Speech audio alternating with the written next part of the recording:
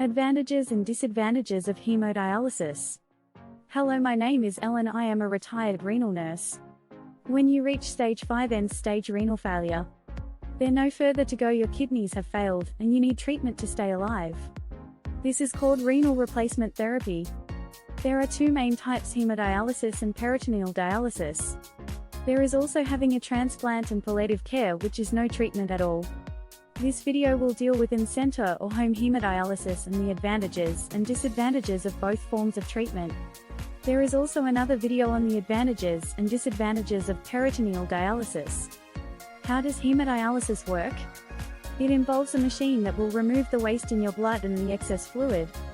There is a filter called the dialyzer that is made up of hundreds of hair-like thin filter tubes inside a plastic cylinder. The patient needs to have two needles placed in the arm attached to tubes, one taking the blood away from the patient, one taking it back to the patient. There is a pump segment that moves the blood through the machine. On one side of the dialyzer is the blood, on the other is what is called the dialysate bath, which is made from purified water and the electrolytes that are in your blood: potassium, calcium, magnesium, in normal concentration.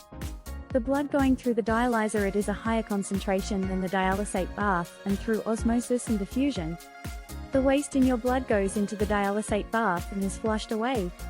The blood keeps going around on the blood side. The fresh dialysate bath goes around on the dialysate side, and your blood is cleaned.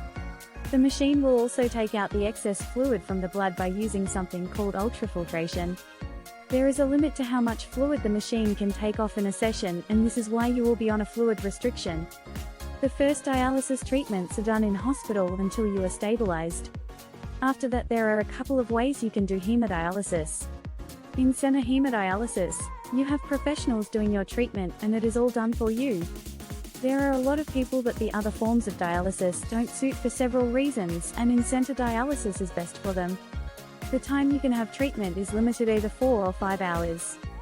You must get yourself to and from the treatment center or have someone take you. This needs to be considered in the amount of time given for your 3 times a week treatment. You are on the dialysis unit's timetable. Waste and extra fluid are built up over 2 to 3 days and removed in 4 to 5 hours. Sometimes this can cause headaches, cramps, and nausea. Home hemodialysis allows you to choose the time you dialyse. You can have longer dialysis. Some people dialyse every night or every other day.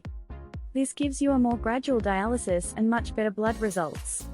Because you can have more dialysis, there are less health-related side effects and you feel better. The disadvantages are that you have to be able to learn how to set up and run the dialysis machine. You will have to put the needles into your access. Your partner will often be involved.